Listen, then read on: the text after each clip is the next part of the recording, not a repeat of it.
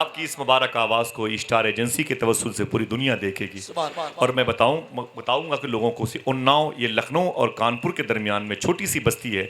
और इस मुबारक ज़मीन पर मौलाना अदनान साहब की इदारत में जो महफिल हुई थी, रात के 2 बजने वाले थे, उस वक्त भी लोगों के चेहरे पर इशा के नमाज के बाद की ताज़ा फ़िज़ा का गलबा मौजूद था। ये इमाम हुसैन सरकार की करामत है। अल्लाह सबको इमाम हुसैन का रोज़ा दिखा दे। आमीन कह दो, हाथों को उठा के आमीन कह दो। चलोगे ना इंशाल्लाह करबला? इंशाल्लाह बोले इंशाल्लाह। और उलमा कराम की भी दुआ करो, अल्लाह इनके लिए भी असबाब बनाए इंशाल्लाह। पैसे आ जाएं तो मुअज्जिन को लेके जाया करो, पैसे आ जाएं तो इमाम को लेके जाया करो इंशाल्लाह बोले। लेकिन हम इनको लेके जाएंगे, मेरा कबूल ना हुआ तो इनका तो कबूल हो जाएगा, इनके सदक़े में मैं भी पीछे पीछे चल जाऊंगा इंशाल्लाह कह दें। अब्दुल्ला कौन है? बैकग्राउंड देखो, इसे याद करो, पढ़ो, रो, मुस्कुराओ, हंसो, अपने घर जाओ। ये जनाब अब्दुल्ला कौन है? बस इस बैकग्राउंड को याद करना, तब तुम्हें समझ में आएगा हुजूर की बेटी मखदूम कायनात का असर कैसा था, उनके साये की तासीर, नाम का असर क्या था। एक जज क्या था? वो जज का बाप था, जिसे चीफ जस्टिस कहते हैं। काजी नहीं, काजुल कुज़ात था। मैं उसे जज कह के बुलाऊंगा। उसका नाम था जनाब नूह। नूह वाव है, एक नबी के नाम पर। क्या नाम था? नूह। उसका एक गुलाम था जिसका नाम था मुबारक। उसकी एक बेटी थी जिसका नाम था फातिमा। कितने हुए? कितने भाई? जोर से। लोग चीख करके बोलते हैं, हम आपसे बुलवाना चाहते हैं। कितने? जज का नाम था नूह, बेटी का नाम था, बोलो भाई, फातिमा। नौकर का नाम था मुबारक। क्या नाम था? तीनों एक साथ रहते थे। मुबारक झाड़ू लगाता था, काम धाम करता था। भाई आवाज़ ना सीटी बजे, बहुत अच्छा लग रहा है। अल्लाह आपके इस माइक में खूब बरकतें अता फरमाए, आमीन कह दें। तीनों एक साथ 15-20 साल तक रहते हुए तीनों को इकट्ठा हो गए। एक दिन जज साहब कहीं चले गए, एक दिन के बाद आए तो बेटी ने कहा, अब्बू कहाँ चले गए थे? जज ने कहा, मेरी बेटी तेरे लिए रिश्ता ढूंढने गया था। तेरे लिए रिश्ता ढूंढने गया था। तो जज से बेटी ने कहा, मेरे अब्बू मेरे लिए रिश्ता ढूंढने के लिए कहाँ गए थे? बोले, वो शहर के बड़े बड़े महलों में रहने वालों के पास गया था। लड़की ने एक जुमला कहा, अगर समझ तैयार है आपकी दाद देने के लिए तो इसे याद कीजिएगा। लड़की ने कहा, अरे मेरे अब्बू, मेरे लिए रिश्ता ढूंढने के लिए किसी हवेली में मत जाया करें। बोले, फिर? बोले, मेरे लिए रिश्ता ढूंढने के लिए मस्जिद में जाया करें। कहाँ? बोले, मस्जिद में जाया करें। बेटी ने कहा, मस्जिद में? तो जज ने कहा, बेटी मस्जिद में क्या होगा? लड़की ने जुमला कहा, अरे मेरे बाप, जो लड़का खुदा का हक अदा नहीं करता, मेरा हक कहाँ से पूरा करेगा? समझ गए भाई? बोलो समझ गए? हाथों उड़ा के फिर से बोल दो, या हुसैन। अल्लाह ताला आप सबको आखिरत में कामयाब कर दे इंशाअल्लाह। इंशाअल्लाह कह दीजिए, सुभान अल्लाह। मालूम है क्या कहा? जज का नाम क्या है? नूह। बेटी के नाम और नौकर का नाम कितने हुए? बेटी ने कहा, अब्बू मेरे लिए रिश्ता ढूंढने के लिए बाहर मत जाया करें, रिश्ता अपने घर में है। बाप ने कहा, मेरी बेटी रिश्ता घर में कहाँ है? बोले, अपने घर में है। बोले, कोई अपना ख़ानदान भी तो नहीं है? बोले, अपने घर में है। जज ने कहा, अपने घर में कहाँ है? एक नौकर के अलावा तो कोई नहीं, वो गुलाम है। बेटी ने कहा, अब्बू जिसको तुम गुलाम कहते हो उसे आज़ाद कर दो, मैं भी आज़ाद, वो भी आज़ाद, उससे मेरा रिश्ता हो जाएगा। जज ने पेशानी पकड़ ली, मेरी बेटी पागल है, तू क्या मोहब्बत की बात करती है?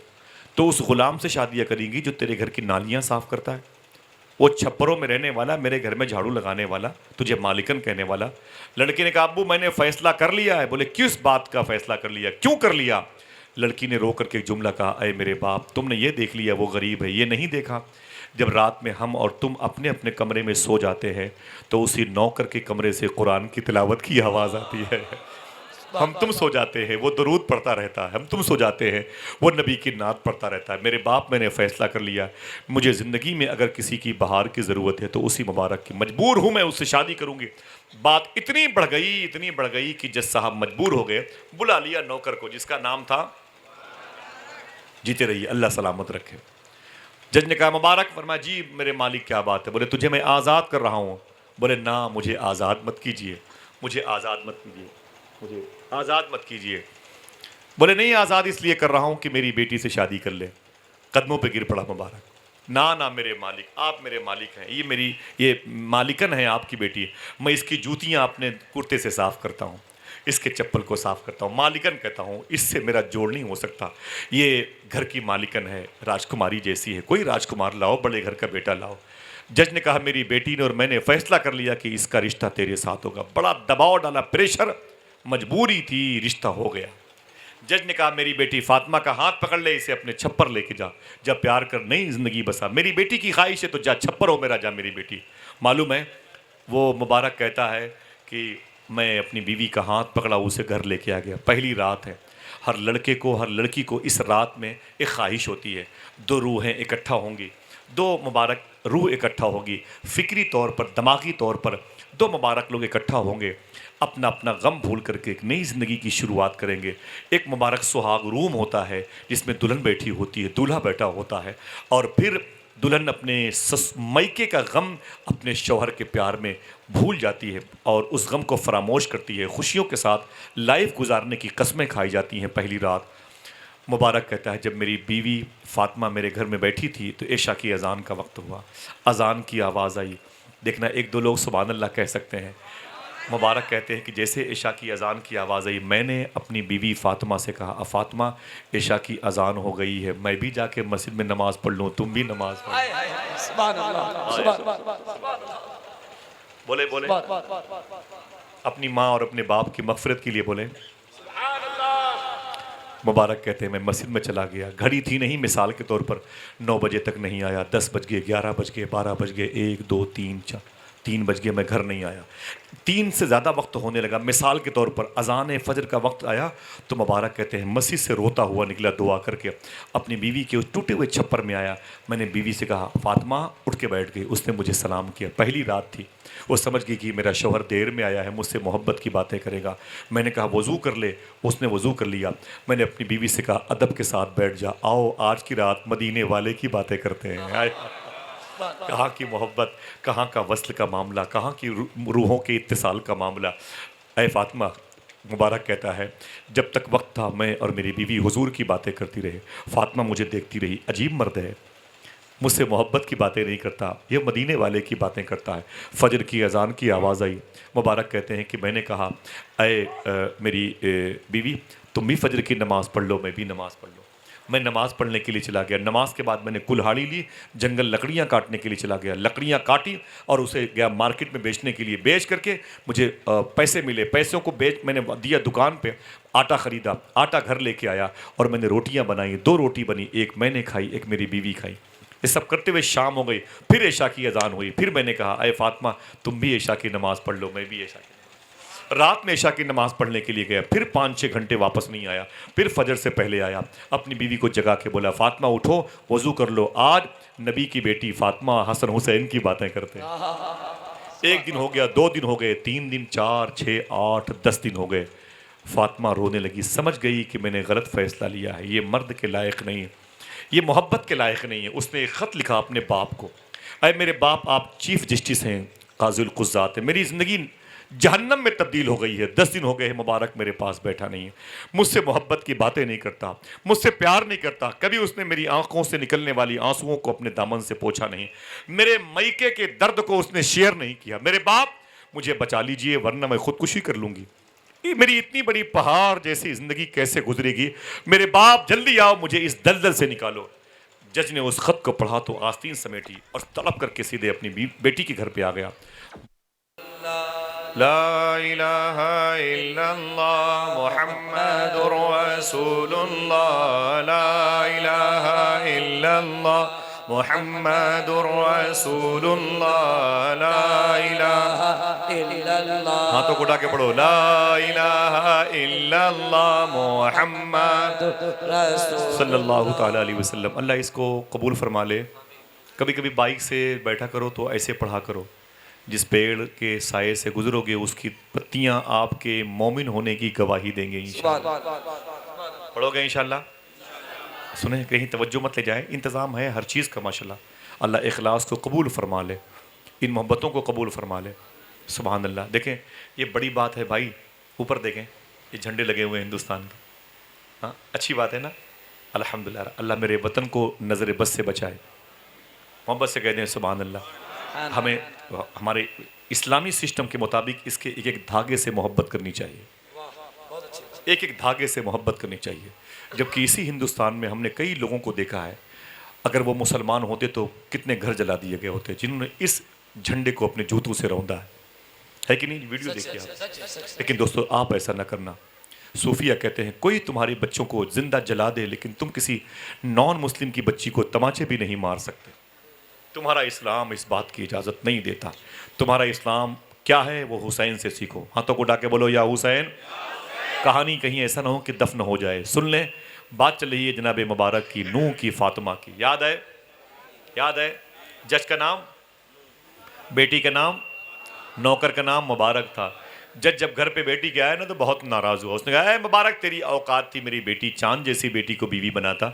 2 कौड़ी के इंसान, घटिया इंसान, मेरे घर में नालियां साफ करने वाले मेरी चांद जैसी बीवी बेटी को अपनी मनकूहा में ले लिया तुमने। ये मजबूरी थी, वरना तुझ जैसे थर्ड क्लास के आदमी को अपना दामाद न बनाता। ये जिद थी मेरी बच्ची की। ये बता, मेरी बच्ची ने खत भेज के मुझे बताया कि 10 दिन हो गए तू मेरी बेटी के पास बैठता नहीं, मोहब्बत की बातें नहीं करता, हर वक्त मज़हब, मदीने की बातें करता है। मैं भी मदीने की बातें करता हूँ, लेकिन ये बता, कुछ ज़िंदगी का तकाजा भी है, कुछ उसूल भी हैं, कुछ उसलूब भी हैं, कुछ आइन है, कुछ आर्टिकल है, कुछ कानून भी बना हुआ है। मेरी बेटी के पास बैठ के तू मोहब्बत की बात नहीं करता, फिर इससे मोहब्बत कौन करेगा? इससे प्यार कौन करेगा? बता, मेरी बेटी के पास बैठता क्यों नहीं? या तलाक दे मेरी बेटी को, या तो रीजन बता। हाथों को उठाओ, बता दूं? याद रखेंगे? सुभान अल्लाह, बहुत बहुत शुक्रिया। तब एक बात कही मुबारक नौकर ने, जज साहब आप थक गए हैं बोलते बोलते, मेरी भी सुन लीजिए। कहा तेरी क्या है? कहा ये बताओ कि 10 दिन हो गए तुम्हारी बेटी के पास में बैठा नहीं। बोले हाँ। बोले ये बताओ कि जब मैं 15 साल आपके यहाँ था ना, रातों को आप नोटों की गड्डियाँ, रिश्वत के, दलाली के, आपने गरीबों से नफ़रत करते हुए अमीरों से पैसे लेके गरीबों को जेल में डाला है, कातिल को मकतूल कह दिया, बेकसूर इंसान को कसूरवार बना दिया, और जिसकी गलती नहीं थी उससे पैसे लेके आपने ये किया वो किया। बड़े अजीब खेल खेले। रिश्वत और दलाली के पैसे से तूने नोटों की गड्डियाँ मुझसे तय करवाई कि नहीं करवाई? तो जज ने कहा अरे यार ये बता, वो फाइल यहाँ क्यों खोल रहा है? तब मुबारक नौकर ने कहा इस केस का ताल्लुक इसी फाइल से। समझिएगा भाई, इस केस का ताल्लुक इसी फाइल से है। बोले क्या मतलब? बोले सही बताना, आपने दलाली हराम के पैसे लिए कि नहीं लिए? यस को नो कर दिया। किसी गरीब को फांसी के फंदे पर चढ़ा दिया, अमीरों से पैसे लेके बाहर कर दिया। आपने ऐसा किया कि नहीं किया? पैसे लेके इसकी ज़मीन उसके हवाले कर दी, उसकी ज़मीन उसके हवाले कर दी। ऐसा किया कि नहीं किया आपने? बड़े बड़े गलत फैसले। बोले यार दिया तो ये बात क्यों कर रहा है? मुबारक ने कहा कि इसलिए कर रहा हूँ, इसी वजह से मैं नहीं बैठा। बोले क्या? बोले कि ये बता कि तेरी बेटी ने वो हराम के पैसों से लाए हुए अनाज, फ्रूट्स इस्तेमाल किए कि नहीं किए? बोले हाँ, मेरी बेटी भी वो हराम की चीज़ें खाती पीती रही। तब मुबारक ने एक जुमला कहा था, कितने दिन हुए मेरी इस लड़की को मेरे निकाह में आए हुए? कहा 10 दिन हो गए। कहा अपनी बेटी से कह दो अभी 30 दिन और मैं इसके करीब नहीं बैठूंगा, जब तक 40 दिन न हो जाए। बोले क्यों? तो मुबारक कहता है मदीने वाले आका ने इरशाद फरमाया है, जब किसी के बदन में हराम लुकमा चला जाता है तो उस हराम लुकमे का असर 40 दिन तक बाकी रहता है।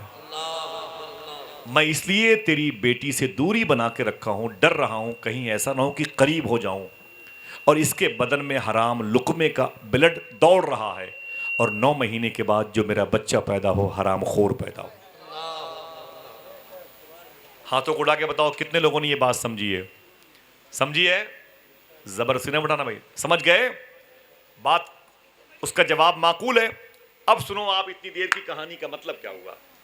इतना सुना तो जज ने कहा ओ मुबारक, बड़ी दूर की बात की तुमने, वाह वाह वाह वाह, बड़ा मजहब का गलबा है। एक सवाल तुझसे ऐसा करता हूं तेरा बाप भी जवाब न दे पाएगा।